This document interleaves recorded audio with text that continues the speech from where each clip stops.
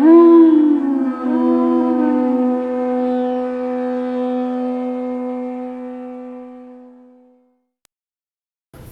Namo Bhagavate Vasudevaya.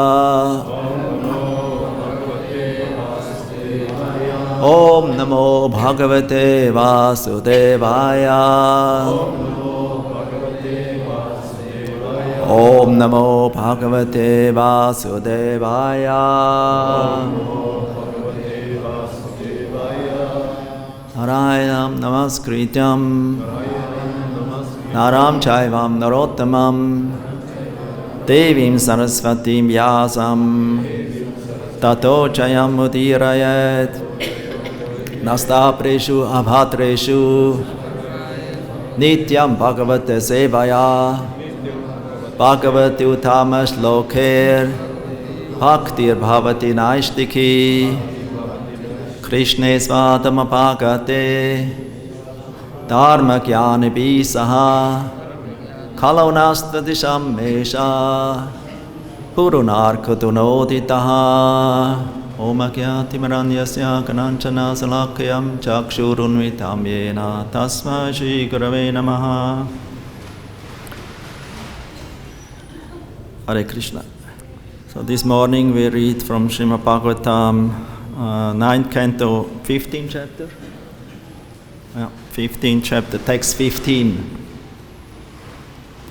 Triptam Kshatram Bhuvo Bharam Apramanyam Aninashat Rachas Tama Vritam Ahan Palguni Api Krite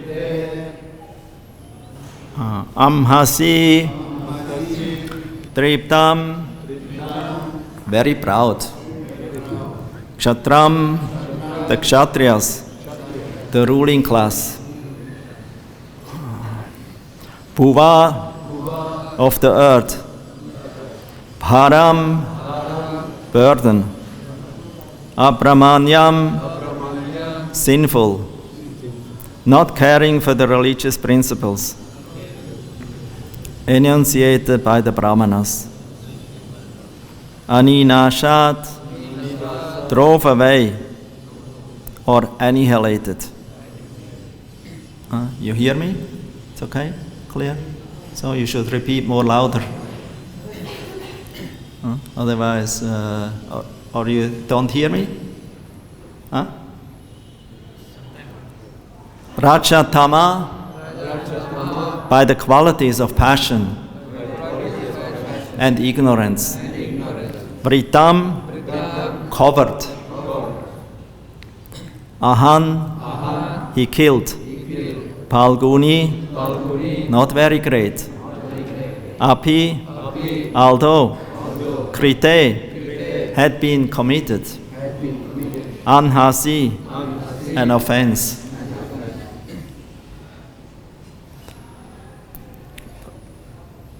Translation and purport by His Divine Grace Srila Prabhupada Ki Jai.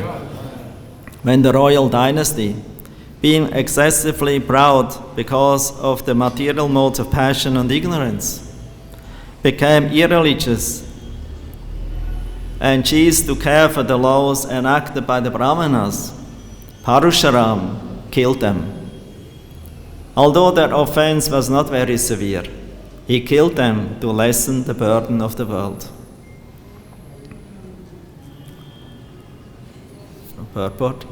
The Kshatriyas, or the ruling class, must govern the world in accordance with the rules and the regulations enacted by great Brahmanas and saintly persons. As soon as the ruling class becomes irresponsible in regard to the religious principles, it becomes a burden on the earth. As stated here, Rajas tamovritam bharam abramanyam. When the ruling class is influenced by the laws, by the lower modes of nature, namely ignorance and passion, it becomes a burden to the world and must then be annihilated by superior power. We actually see from modern history that monarchies have been abolished by various revolutions. But unfortunately, the monarchies have been abolished to establish the supremacy of third-class and fourth-class men. Although monarchies overpowered by the modes of passion and ignorance have been abolished in the world, the inhabitants of the world are still unhappy. For although the qualities of the former monarchs were degraded by taints of ignorance, these monarchs have been replaced by men of the mercantile, that means Vaishya class, and worker class, Shudras, whose qualities are even more degraded. When the government is actually guided by Brahmanas or God-conscious men, then there can be real happiness for the people. Therefore, in previous times, when the ruling class was degraded to the modes of passion and ignorance, the Brahmanas, headed by such a Kshatriya-spirited Brahmana as Parashuram, killed them 21 consecutive times. In Kali Yuga, as stated in Srimad Bhagavatam, 12th canto, 2nd chapter, text 13, Tasyo prayeshu rajasu, the ruling class Rajanya will be no better than plunderers, Dasyus, because the third class and fourth class men will monopolize the affairs of the government, ignoring the religious principles and Brahminical rules and regulations. They will certainly try to plunder the riches of the citizens without consideration. As stated elsewhere in Srimad Bhagavatam, also 12th canto, 1st chapter, text 40. Asamskrita kriyahina rajasa tamasa vrita prajaste bhakshayishyanti mlecha rajanya rupina. Being unpurified, neglecting to discharge human duties properly, and being influenced by the modes of passion, rajas, and ignorance, tamas, unclean people, lechas, posing as members of the government, Rajanya Rupina, will swallow the citizens, Prajaste Bhakshayishyanti. And in still another place of Srimad Bhagavatam, also in the 12th canto, in the 2nd chapter, text 7 to 8, it says, Evam prajabhir dushtabhir Akhirne kshiti mandale Brahmavit kshatra shudranam Yobali pavitan ripa Prajahi lubhai rajanyar Nirgrinai dasyo dharmabi Achchina dara dravina Yasyanti giri kananam. Human society is naturally grouped into 4 divisions, as stated in Bhagavad-Gita, Chatya Varnamaya Shrishtam Guna Karma Vibhagasha. 4 Bhagavad-Gita 4.13. But if this system is neglected and the qualities and divisions of society are not considered, the result will be Brahma Vid Kshatra Shudranam Yo Bali Bhavitan Ripa. The so-called caste system of Brahmana, Kshatriya, Vaishya, and Shudra will be meaningless. As a result, whoever somehow or other becomes powerful will be the king or president. And thus the prajas or citizens will be so harassed that they will give up heart and home and will go to the forest, Yasyanti Giri Kananam, to escape harassment by government officials who have no mercy and are addicted to the ways of plunderers.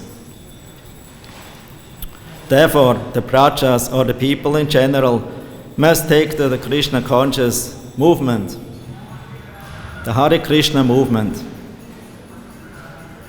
which is the sound incarnation of the Supreme Personality of Godhead. Kali Kalera Nama Rupa, Krishna Avatar.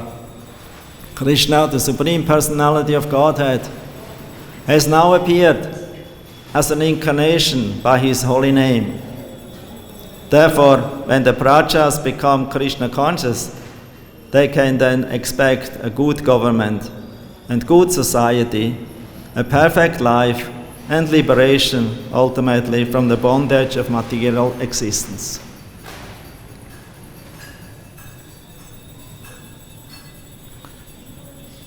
So there are a few verses before I also have to read. Only read the English translation. 11, huh? From 11 on. 11 to 15, the classes.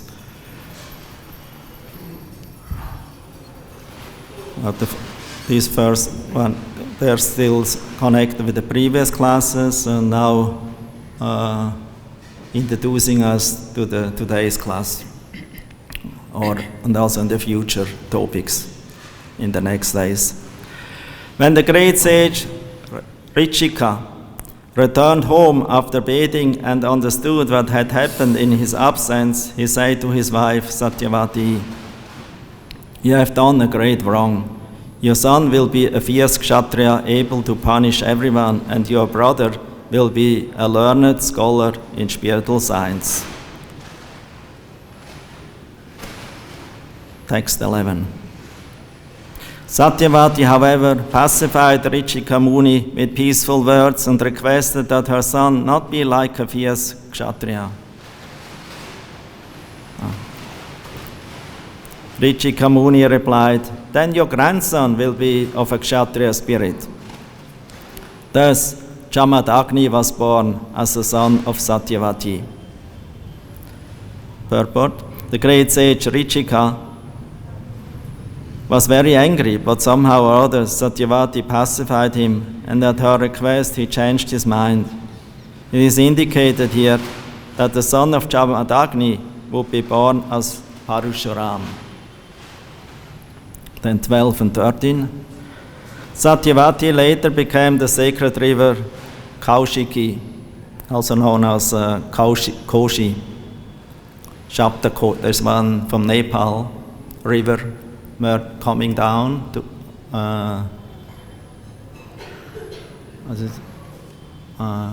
before Bengal, what is the state? Bihar, coming down to Bihar and merging with the Ganga. It's coming from Nepal, or even some say from Kashmir. This river is known as Koshi, Shaptakoshi. So one of the famous holy rivers in Bharatvarsha. Satyavati later became the sacred river Kaushiki to purify the entire world, and her son Jamadagni married Renuka, the daughter of Renu. By the semen of Jamadagni, many sons headed by Vasuman were born from the womb of Renuka. The youngest of them was named Rama, or Parashuram. Text 14. Learned scholars accept this Parashuram as the celebrated incarnation of Vasudeva, who annihilated the dynasty of Kartavirya, also known as Arjuna. Parashuram killed all the Kshatriyas on earth 21 times. The three Arjunas. Who knows one? 3 Arjunas, very famous. Nobody? 3 Arjunas they are. Pala, you have big mouth. Yes. Yeah, first is the bride of Krishna. Yeah. That's Pandava Arjun. Second one. Is Kartavira Arjun. Then is Gopa. And the Gopa, yeah. Sakha. Priya Narma Sakha Arjuna. Huh? So there are the 3 Arjuns in what we know. When the royal dynasty, being excessively proud because of the material modes of nature and ignorance, became irreligious and ceased to care for the laws enacted by the Brahmanas, Parashuram killed them, although their offense was not very severe. He killed them to lessen the burden of the world.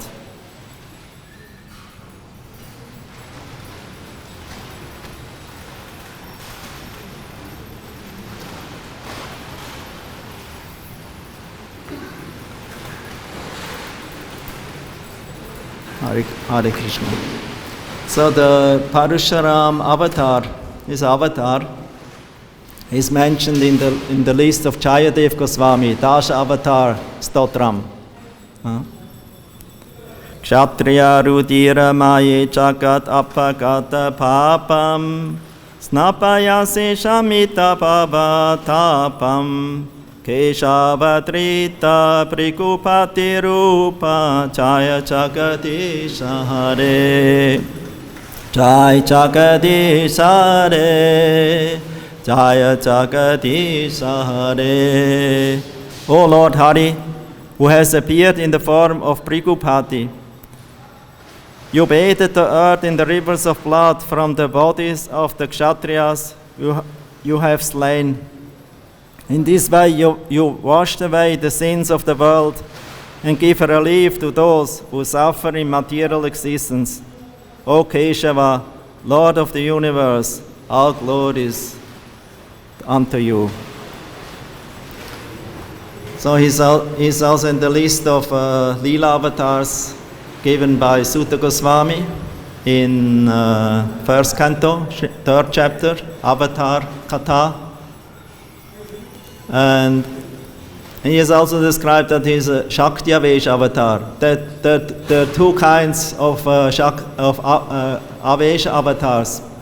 Avesh avatar means empowered incarnation, empowered by the Supreme Personality of Godhead, either directly or indirectly, and they're empowered. So in Madhya Lila, Chaitanya Charitamrita, 20th chapter, text 246, Lord Chaitanya to Sanatana Goswami is describing the different avatars, the different groups of avatars, Leela avatar, Shakti Avesh avatar, Guna avatar, Purusha avatar, Yuga avatar, so 5 or 6 groups of avatars, Manvantar.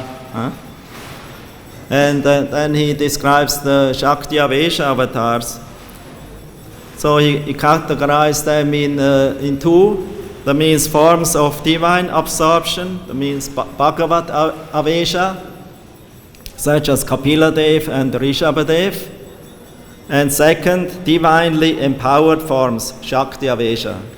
That means they represent a certain power of the Supreme Lord. So there are 7 of them are foremost of the Shakti Avesha avatars mentioned in the Shastra. First one is Sheshanag, in the Vaikuntha world, who is also descending to this material world as a support of the universe.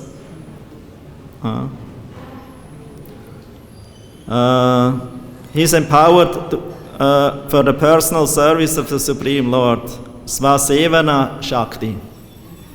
Then Anantadev, empowered to bear all the planets within the universe, Budharana Shakti. It's Budharana because it's a supporter of all the universes. Then the third one is Lord Brahma, is also Shakti Avesha avatar, empowered with the energy to create the cosmic manifestation, Shrishti Shakti. Then the fourth one is a group of 4, but they're counted as one. They are the 4 Kumaras, Chatushana, the Kumaras, specifically empowered to distribute transcendental knowledge, Jnana Shakti. And Narad Muni, of course, Bhakti Shakti, because he distributes the pure devotional service all over the universe. So he's also Shakti Avesh avatar. And Maharaj Prithu, specifically empowered to rule and maintain the living entities. Palana Shakti is a protector and ruling the world with his godly powers. And then seventh, Parusharam, specifically empowered to cut down rogues and demons, Dushta Damana Shakti. So this is given in the Madhya Lila, 20th chapter, text 246. So today's verse is although spoken 5,000 years ago, it is very relevant even today. But I don't want to make a political issue out of it, because that's not the purpose of Srimad Bhagavatam. We are not belong to any political party, not left, not right, nor in the middle. We are followers of the Gaudiya Vaishnavas and in general the Vaishnava Sampradayas, the divine Sampradaya of the Lord, coming to this world not to bring war or a quarrel, but actually to bring peace and unity, harmony, happiness. That's a great blessing to the world, that the Sampradaya is appearing, that the Lord is appearing. Because when an avatar means coming down, he's not falling down. He coming down due to his own free will to give great mercy to the world, to the living beings in this world who are suffering or exploited. The material world is not a pleasurable place, as we know. There's always problems inside of us.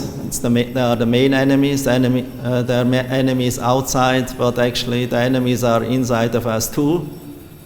Kama, Krodha, Lobha, etc. 6 in numbers minimum. They're inside. So who has conquered them? And actually, success, victory means conquering the 6 enemies inside, plus the mind, who is actually the resting place of these 6 enemies. They are hiding there in the mind, in the mental function, with the polluted intelligence together and consciousness. And false ego, ahankar. They're practically destroying ourselves, and then that's okay. If you destroy yourself, if you want, that's okay. But if you harm others, that's not okay. Of course, to destroy oneself is not okay, and harming others is not okay. But that's your free will. So the Lord, therefore, He set always an exemplary standard of behavior for all the people in this world, especially people, and of course also demigods, sages, everyone they're supposed to follow the laws given by the Lord. And they say if one follows the Lord, the Dharma given by the Supreme Personality of Godhead, one will have a happy, peaceful life, more or less. There's always some disturbances, as already told, coming mostly from inside. But as it is stated, Atakpum via Tvichashreshta Varnashram Vibhagasa Svanustitasya Dharmasya Samsiddhir Haritoshanam. Actually, the Varna and Ashrama system is created by the Supreme Personality of Godhead through Brahma, the creator of the universe, in the beginning already, to give the conditioned souls who are embodied, especially in the human form of life, a system where they can actually more or less control their mind and senses under the direction of the Guru Sadhu Shastra, to the direction given by the Supreme Lord and his devotees and the revealed scriptures. So he is giving this process, and everyone who is according to a certain nature of previous karma takes birth in a certain family, or also has a certain nature, guna and karma. Varnashram means guna and karma, not birthright. Birthright is invented, but guna karma is Shastra, is given by the Lord. So everyone takes birth according to guna and karma, previous activities and nature. Tamaguna, Rajaguna, Sattvaguna. So those who are pious or sattvic by nature, they take birth in Brahmana family or become even powerful sages, rishis. The Kshatriyas, they're mainly occupied or driven by the force of Rajas. Actually, Rajas not bad. If it is directed directed by the Lord, it's not bad. Only if Rajas is misused, then it becomes bad. Again, free will. So, but Rajas itself is a nature. It's not necessarily bad. The consciousness, how we using the Rajas in the service of the Lord, is important. So with Rajas you can create, with Rajas you can destroy. And the kings or Kshatriyas, they need Rajas. They cannot be sattvic. If everyone would be sattvic, meditator, yogi, brahmana, sage in the world, then the material world is not necessary.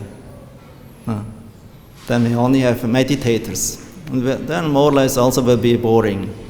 And the meditators also will become sometimes under Rajas. That's another problem. They become influenced, by some agitation of something. And then they even fight with each other, as we hear later on with Vishwamitra Muni, who also appeared in this line, now in this Bhagavatam verses, Vishwamitra, who became a Kshatriya, but later on became a Brahmana, because he thought Brahmana is better than Kshatriya. Actually, there's nothing better, nothing worse. It's only, everything is given by the Lord so that we can engage this quality in Krishna's service. Samsiddhir Haritoshanam, to please the Lord. Therefore, devotee or Vedic culture means to understand our nature, our guna and our karma, and engage it under the guidance of the spiritual master and the scriptures in the service of the Lord, and also for the harmony and peace, happiness and satisfaction and protection of all living entities. And Tamaguna, it's also a nature. Vaishyas, they take birth as a mixture of Rajas and Tamas. Kings or Kshatriyas, they have a little goodness, sattvas in it. And the Shudras are born in ignorance, in Tama. But even the Tama, in the Shudra quality, it's not necessarily very bad. Because if the Shudra is working under the guidance of Brahminical culture, and Kshatriyas and Vaishyas and the Shudras, then it will be harmony. Even the outcast. So the Varnashram system is actually meant to be servant of the servant. Even the Brahmanas, even the Kshatriyas, they're not independent. Of course, the Brahmanas, they're more or less independent. They're almost like autocrats. They have only duty to the Lord. But even they also do the service to the kings and to the society, but they never become influenced by the powerful rulers. Because if the powerful rulers influence the Brahmana, then the Brahmana loses the Brahmana qualities. He becomes a servant of the sense gratification and desires of the king. Then he becomes not a Brahmana anymore. He becomes a servant of the senses of the king and the society. Therefore, the Brahmanas always have to be in transcendental position, never taking any side. They have to be peaceful, not taking any side, never become angry, and not becoming under the sway and influence of the power and maybe lusty desires of the king. The Brahmanas, they're the blessing givers, the lawmakers. They're practically like legislative, and the king is like executive. If the king who is in the executive takes also the legislative power, that means the law power, to giving laws and direction, who is actually coming from Brahmanas and Shastra, qualified Brahmanas and Shastra, if he is taking also this in his power, then he becomes degraded. That means he makes the law. He doesn't accept God's law anymore, Dharma. Dharma tu saksha bhagavad pranitam. Dharma is not man-made. It's Bhagavad pranitam. Bhagavad, the Lord, has given the Dharma. So Dharma can never be changed. It's Sanatana Dharma. It can never be changed. But materialistic men, they change all the time laws for their satisfaction, for manipulating and pushing their interests. But this is not Vedic, this is not Dharma. Therefore Parashuram, the great Shakti-Avesh avatar of the Lord, appeared as the son of Jamadagni, Jamadagni Suta, in the Brigu line, Brigupati. He's Brigupati. He appeared in the Brigu line. He took birth as a Brahmana, as we heard. Brahmana should not become warrior. Brahmana should not become warrior. Maybe sometimes become warrior. Like we hear also in Mahabharata, there were some Brahmanas fighting. Who? Who was fighting? Brahmana. Dronacharya and his son, Ashvatthama. They were Brahmanas. He actually should not fight. He is actually criticized because of that. He should avoid the war. But because of some interest, he had to fight. He was intrigued in it. He was pulled in it. Although he had the chance to step out of it, because Krishna himself came as peace messenger to Hastinapur to make peace, make for the Pandavas. Don't fight with them. Be brothers and live in harmony. Share your kingdom. It's big enough. But Duryodhana and company didn't like. They didn't want to give the Pandavas nothing. Not even a speck of land. Not even a millimeter of land.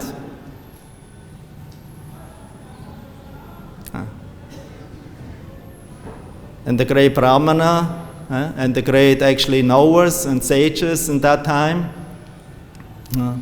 especially Drona, didn't intervene.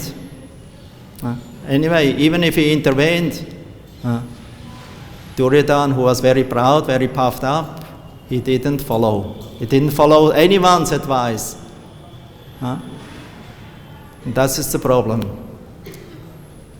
It doesn't. If the ruler class doesn't follow Brahminical advice, sages' advice, rishi advice, and they overpower even the rishis and sages become servants of the king's interest, then the whole Varnashram falls apart. Has no meaning anymore. Because it's only manipulation, it's corruption. It's manipulation and therefore no blessing. Then the Lord gets angry, especially as Parashuram mood. He has this feature, he becomes very angry. Of a slight deviation, only a slight mistake, a so-called slight offense. But you have to understand, the Lord and the sages, the Brahmana, even a slight offense of a great personality as Kartavira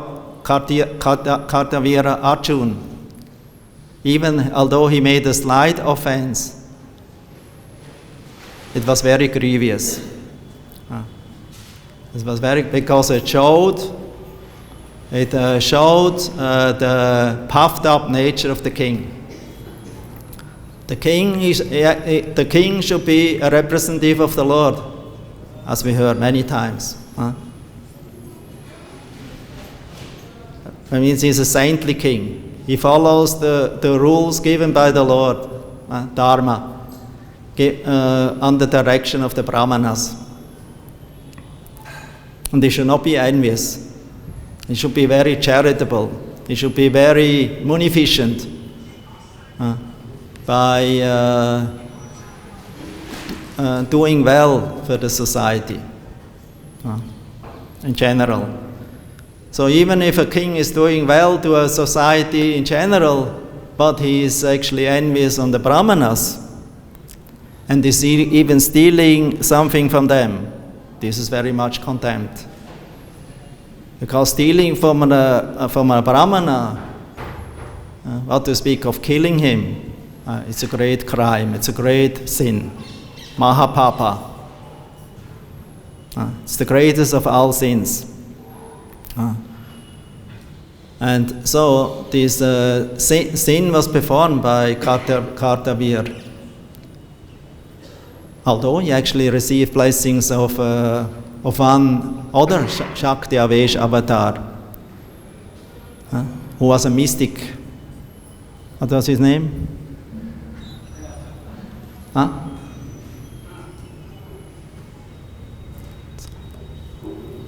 Mara, do you remember? The mystic avatar, who is, appeared as Atri Muni's son. What's his name? Durvas. No, not Durvas.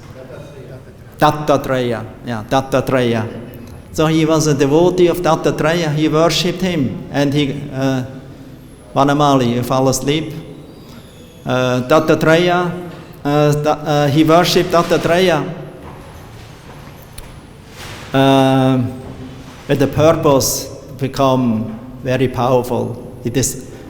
He wanted to have 1,000 arms, like a Durga, a Maha-Durga. Okay, that's not very bad to have 1,000 arms if you protect the citizens with it, and if you are giving charity, and if you do something very good in the service of the Lord. 1,000 arms, you can do much more, 500 times more than somebody with 2 arms. Ultimately, it doesn't matter, you have 1 arm, 2 arms, 4 arms, 10 arms, Bala, and 1,000 arms. The main thing is all these arms with our body together and with our head, consciousness should be engaged in Krishna service. But if we don't show respect to the Lord ultimately by following and protecting the Brahminical culture, then we become offenders, and the Kshatriya becomes an offender. And Bhagavatam says in the 2nd canto, what is the use if you have a crown, a very valuable crown with very big crest jewels on very valuable jewels on your crown, or turban of the king, if you don't bow down before the Lord and his representatives. That means he's empowered devotees, the sages and Brahmana and Vaishnavas. If you don't bow down, if you don't offer respect to them, then it only becomes a heavy burden on your head, the turban and the crown, and you will sink faster in the ocean of birth and death and get karma. This karma beach will increase more and more, will not become destroyed. So there's so much karma beach in this material world. Every living entity has so much karma beach, seed of karma. And then actually it's the meaning of life, especially human form of life, is meant to reduce this karma beach by receiving the bhakti lata beach, bhakti beach. Then this is perfection. But for that we need the connection with the devotees of the Lord, the Vaishnavas and Brahmanas. But Kartavir, he misused his power.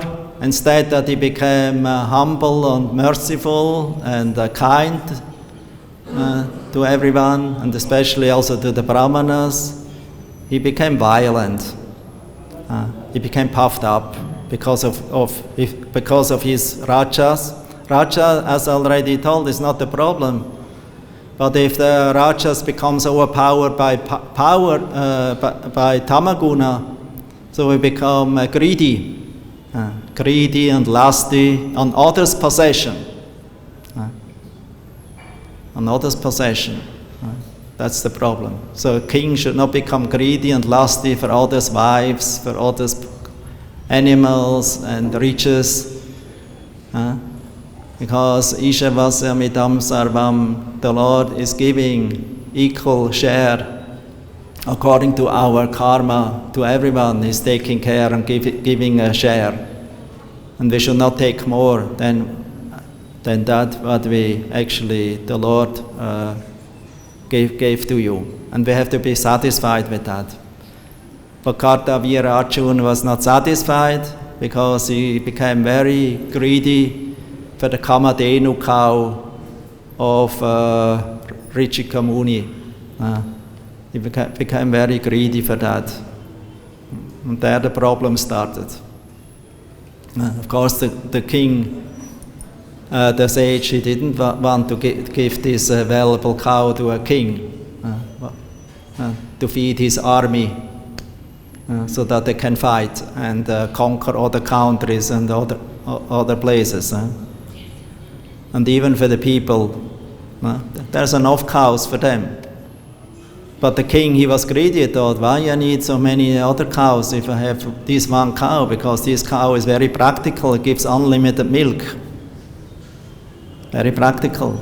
You know how it is difficult to maintain many cows. In the beginning, it always looks very easy. Let's get a cow, 1 or 2, but then very soon there will be 3, 4, 5, 6, 10, hundreds. Then also some of them, they will get old. Then you have calves also and so on. So you have to maintain. That is very difficult in Kali Yuga. Bibisan says in Kali Yuga, maintaining of cow it's cursed. In Kali Yuga, it's cursed. So there are many different curses in the Kali Yuga because of the low level of the age. So Kartavir Arjuna, he was greedy for this cow, but Brahmana, he requested him, please give me this cow, but of course the Brahmana didn't give, because he needed for sacrifice, for yajna, for his ceremonies, for the blessings of the whole world and the kingdom of the king. So why take it? But then the king forcibly took it. Forcibly, against the will of the Brahmana sage. And that was the crime. That was the big offense. And then later on he also killed the Brahmana, the sons. That's later on then described, Then when Parashuram heard, when he came back from the forest collecting firewood for the yagya, he came back. Then he saw his father was crying, lamenting. The king came to take my cow, Kamadhenu cow. Then forcibly he took it away. So Parashuram, he became very fierce, very angry. And he manifested all his anger in his destruction power. He was very powerful. For his parasha, he has a very powerful chopper. And he like the wind, he could fly and move himself like a wind and cut all the arms of Kartavir, Arjuna, and all his army who were fighting against Parashuram. He killed them all. And there was a big devastation. He went back, destruction. He took back the cow, brought it back to his father. And then later on, the sons of Kartavir Arjuna, they attacked, when Parashuram was not there, attacked the ashram of the rishi, and this time killed him instead of Parashuram. Another crime, other big offense, Brahmahata, killing Brahmana. So it's not so it seems to be not so in the beginning, not heavy, but it's becoming more and more. The offense became more and more heavy in the next generation because of blood revenge. So they cut off the head of the father of Parashuram. So Parashuram came back. He saw that, immediately understood, this was because his mother, Renuka, she told him it was Kartavir Arjuna's sons. With the army who came, they did it. And they took the head of the father with them. So Parashuram again, he came, with great power, great force, he attacked the kingdom again, and he destroyed all the sons of Kartavir Arjuna and everyone who was allied with them. So in this way, all the great destruction took place. The whole world was bathed with this blood of killing the Kshatriyas. And Parashuram became a sworn enemy against the Kshatriyas. He could not one Kshatriya could come before him, otherwise he would kill him. That was his vow. Everyone who is a Kshatriya will kill him. So although he was a Brahmana, he took the Kshatriya handwork, the job of Kshatriya, for some time because there was emergency. Later on, because he was encountering Lord Ramachandra in Treta Yuga. Parashuram lives for a long, long time in the universe. He's one of the 7 immortals.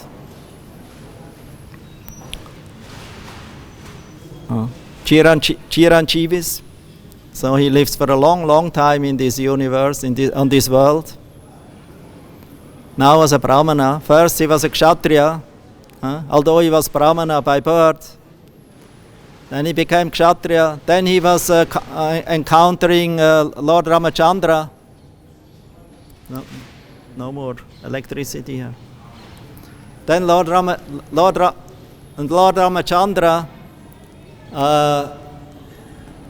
Then Lord Ramachandra, Parashuram wanted to encounter Lord Ramachandra and fight with him. Because Lord Ramachandra broke the bow, Shiva bow. And Parashuram had a Vishnu bow. So Parashuram challenged the Lord, because he's also Ram. that there are three Rams in history, we know. Parashuram, Balaram, and Ramachandra, Dasharati Ram. Three Rams, three Arjunas. So he told you, you are also a Ram, you adopted the name of mine. So, and he challenged him. Oh, now I heard you broke the Vishnu bow, Shiva bow. Now let's see how you will fight with me with the Vishnu bow. But then, can you how we say, pull it? And Lord Ramachandra easy pull and put an arrow on it. And he asked Parashuram, where should I release it? Where should I release this arrow now? Then Parashuram understood, oh, here is not just a Shakti Avesh avatar. He is Supreme Lord himself. He is superior, more powerful than me. So he submitted to him and told, you can release me to destroy my false ego that I am a Kshatriya. And so from that time, he put away his weapons. He again went back to his sage brahmana service or occupation. And in next Manvantar, he will take birth as one of the Shabda Rishis. We hear from Bhagavatam. So he's a long time in this universe. He's an immortal. And many, they approach Lord Parashuram for his blessings to learn the astras, but in a right way. So if we are approaching the Lord or his representative for blessings, for extraordinary power, then we should also use it in the service of the supreme power, from the source of all power. And then that will be perfect. So, anyway, time is already over. Sorry.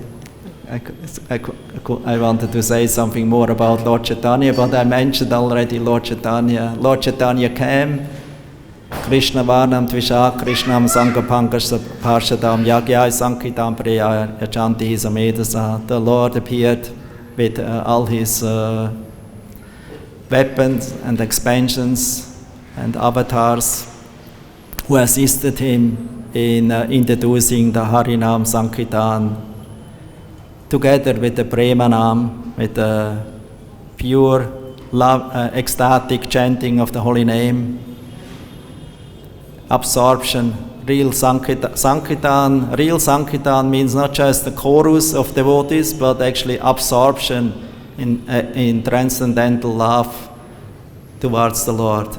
Ecstatic chanting, this is Sankirtan, complete, the bigger Kirtan. Normal chanting together is Kirtan, and absorbed chanting in ecstasy is called Sankirtan. And in this age, Lord Chaitanya came to bring us this Premanam Sankirtan. Very rare. Only one time in the day of Brahma. Like Krishna comes one time in the day of Brahma, Lord Chaitanya, Mahaprabhu, Gaurahari comes in one day of Brahma to bring the Premanam Sankirtan, and he made a garland and he decorated the whole world with it. So this prophesied. Prabhupada many times, Srila Prabhupada mentioned that it's a very good opportunity, although it's a very dark age. Shukadev Goswami also glorified even the Kali Yuga as the best of ages, because although it's most fallen, the mercy is more bigger, more available for everyone. And especially now we are not really in the Kali Yuga yet. We are in the Yuga Sandhya. That means we are in the overlapping time to the Kali Yuga, and it goes 10,000 years. and it is in these 10,000 years where Lord Chaitanya appeared, the Yuga Dharma, Harinam Sankirtan, it's the main Dharma. Kali Kalera Nama Rupa Krishna Avatar. Prabhupada mentioned in the purport. So the Lord appeared again in Kali Yuga in the holy name and in the Srimad Bhagavatam.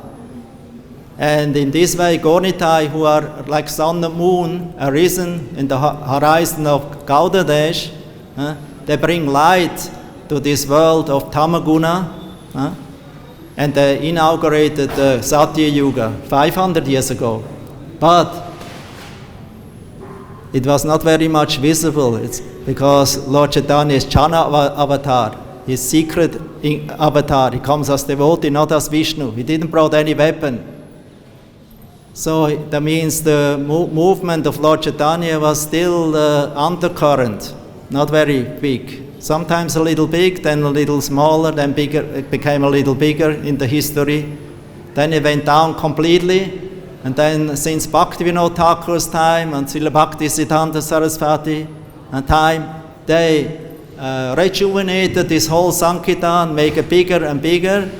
And then ultimately Srila Prabhupada received the great mercy as our empowerment to bring this holy name and Bhagavatam to all over the world, to make it famous and known now. Now the people are informed. They know. They cannot say, I'm in ignorance, I didn't know.